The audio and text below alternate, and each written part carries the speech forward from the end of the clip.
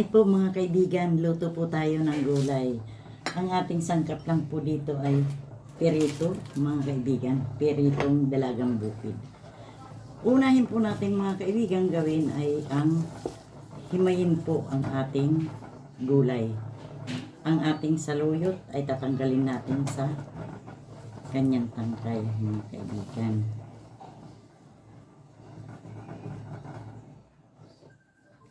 Ito po, ganito lang po yun.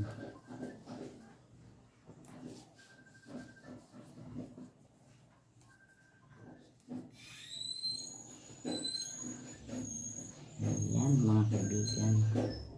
Ganito lang po. Ito lang po kukunin natin sa ating saluyot.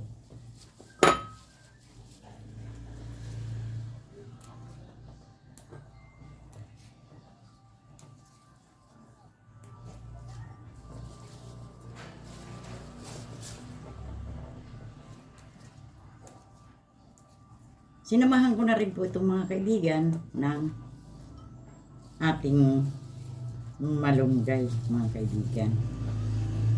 Malunggay po.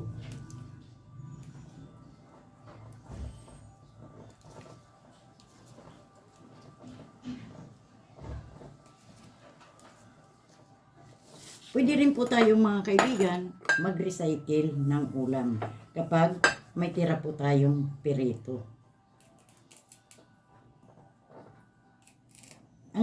Ang tangkay naman po ng ating malunggay ay tatanggalin po natin. Ganito lang po ang paghimay ng malunggay.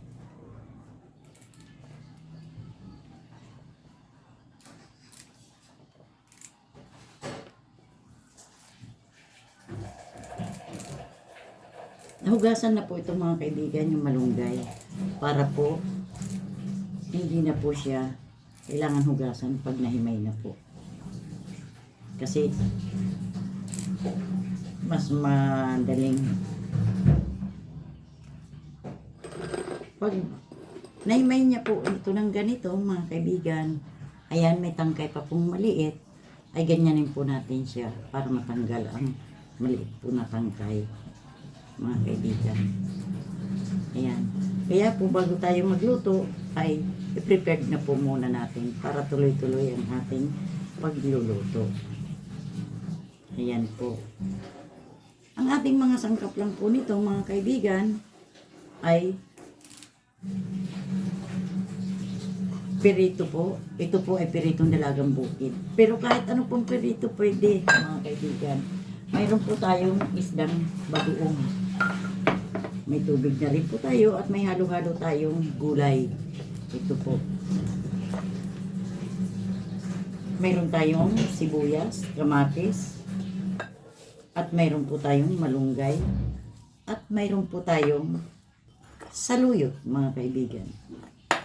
O siya po, prepare ko po muna ito lahat.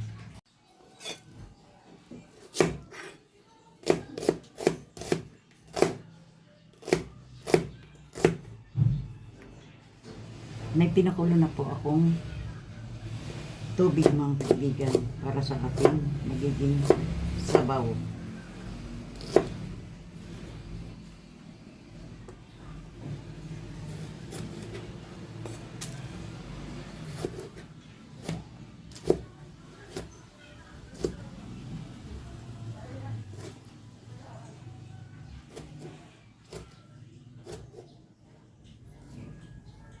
Masarap po kasi pag maraming kamatis.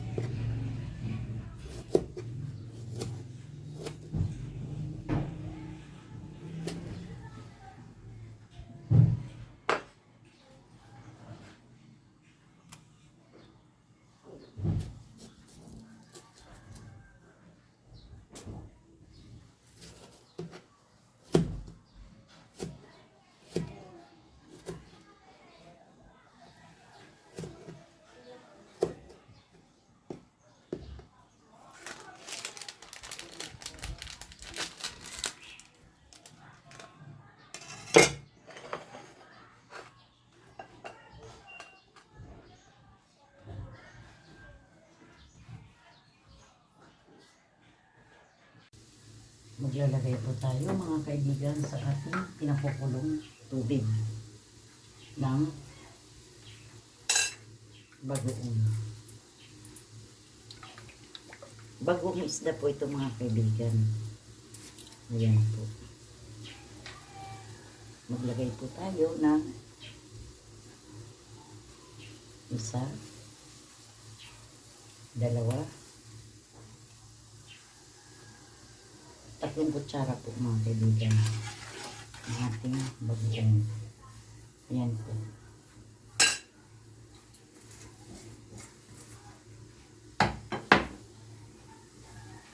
Ilagay na po natin mga kaibigan ang ating sibuyas, ang ating kamatis. Mga kaibigan, ayan po.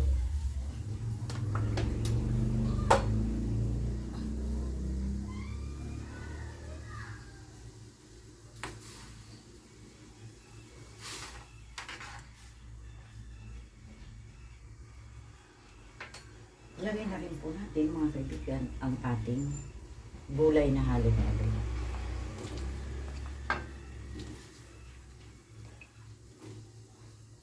Ayan po.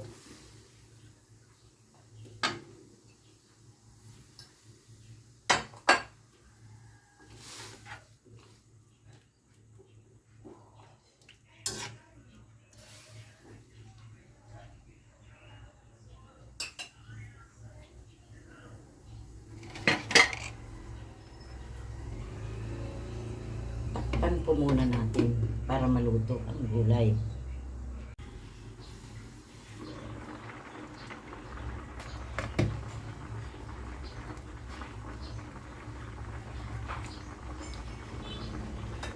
Pag ganyan na po mga kaibigan, ang maluluto na ang ating halo-halong gulay. Ito pong halo-halong gulay po ay mayroon po itong sitaw, ampalaya, okra, and kalabasa. May eggplant na rin po yan mga kaibigan, na lahok. Ayan po.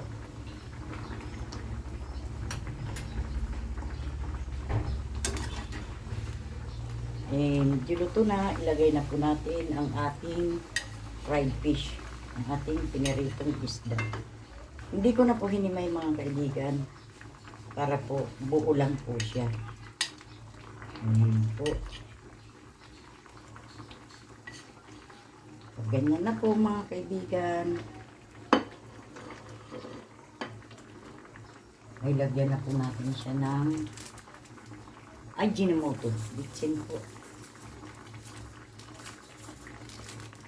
Huwag po natin pagkakadamihan at lagyan po natin ng magic sarap.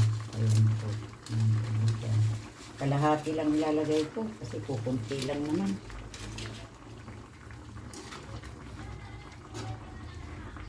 O dito ba? Ang sarap ng sabaw. Titikman ko lang po mga kaibigan. Okay lang sa ang sarap po mga kaibigan. Ngayon po ilalagay na po natin ang ating dahon ng saluyot mga kaibigan. Ayan po. Dahon po ng saluyot. At pag nakukuntian po kayo sa sabaw, pwede nyo po dagdagan mga kaibigan. Pero ako hindi po nagsasabaw po ng marami kasi tatakot lang po kami sa bahay. Ayan po. Lagyan na po natin ang ating saluyot.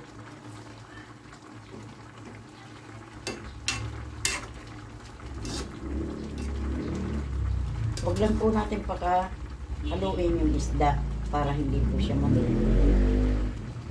Pag ganyan po mga kaibigan, maluluto na ang saluyot, ay ilagay na rin po natin ang ating dahon po ng malunggay mga kaibigan. Ito po ang ating dahon ng malunggay.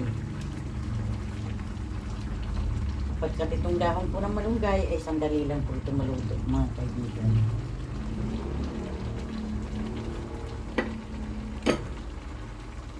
Meron pang natirang tangkay. Ayan, tangkay ko na po.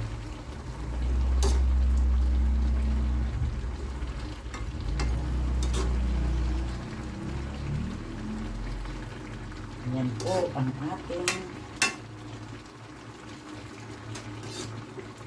gulay po mga kaibigan na kung tawagan ito po ay sa Ilocano ay dininding.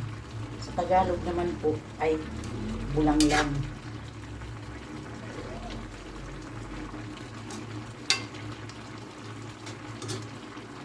Hindi po ba mga kaibigan? Parang ang sarap. Ang sarap po talaga. Tikman ko po ulit mga kaibigan. Pero parang sadyan po kunti ang sabaw. Marami pala. Ayan na.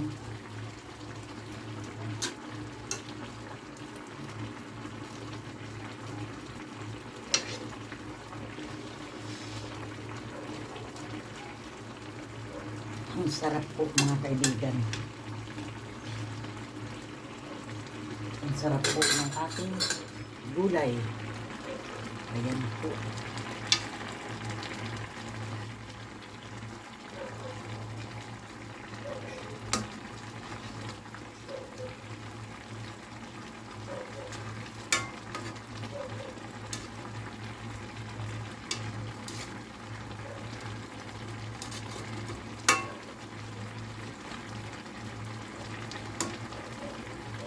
Sarap ng sabaw mga kaibigan.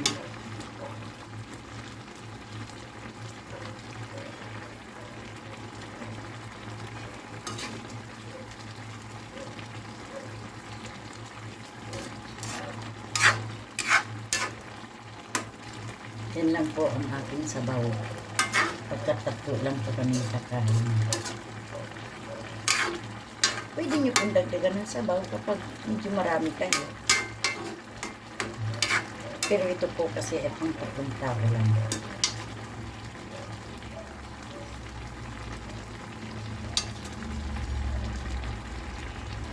Ito na po ang ating gulay mga kaibigan. Ang ating ulam-lang Tagalog.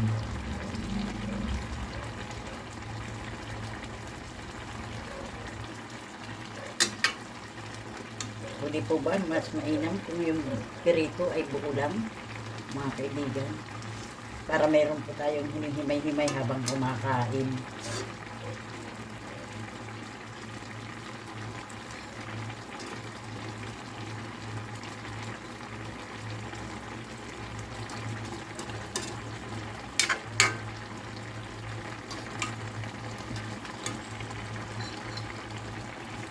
Magpupulit.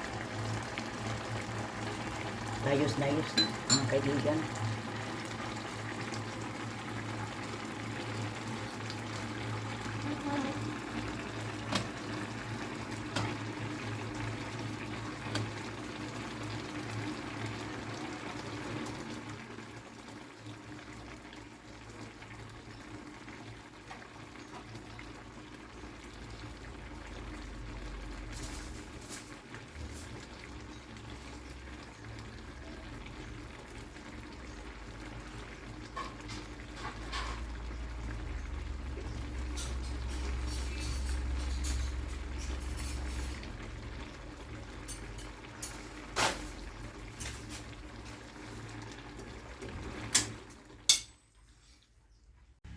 O hayan mga kaibigan, luto na po ang ating bulanglang Tagalog mga kaibigan.